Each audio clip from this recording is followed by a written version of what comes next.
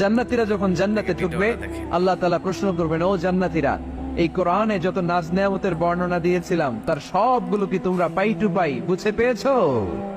জান্নাতীরা বলবে পেয়েছি। হঠাৎ এক জান্নাতে হাত তুলে বলবে, আল্লাহ একটা জিনিস তো পাই নাই। সবাই বলে পাইছি, তুমি পাও নাই, কি পাও নাই? কয় আমনেরই তো পাই নাই। সুবহানাল্লাহ পড়বেন না? আপনাকেই তো পাই নাই, সব দেখলাম, সব খাইলাম, সব দেখলাম, কিন্তু আপনারা তো দেখলাম না।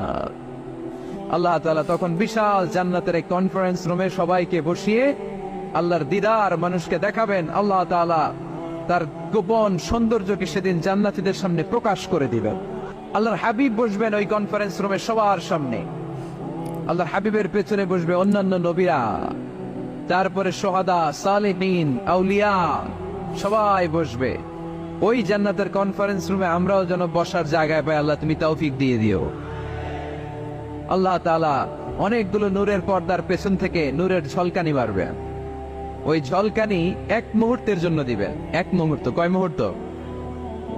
70,000 নূরের পর্দার কথা বলা হয়, এই বর্ণনাটাও দুর্বল। পর্দা আছে কিন্তু কয় হাজার জানে কে?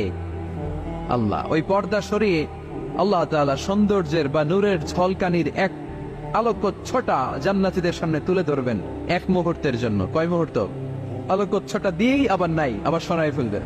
ওই এক মুহূর্ত দেখে জান্নাতীরা পাগল হয়ে যাবে, অপলক নেত্রে তাকিয়ে থাকবে। এইভাবে চোখের পলক ফেলবে না, চোখ মেলে তাকিয়ে আছে। কিন্তু সামনে কিন্তু আল্লাহর নূর আর নাই, কারণ ওইটা আসছিল কয় মুহূর্তের জন্য? এক মুহূর্ত পরে নাই। কিন্তু কি যে দেখলাম, কত 70 কোটি কোটি বছর এরকম অপলক নেত্রে জান্নাতীরা তাকিয়ে থাকবে। ইন্নাল্লাহা জামিলুন ইউহিব্বু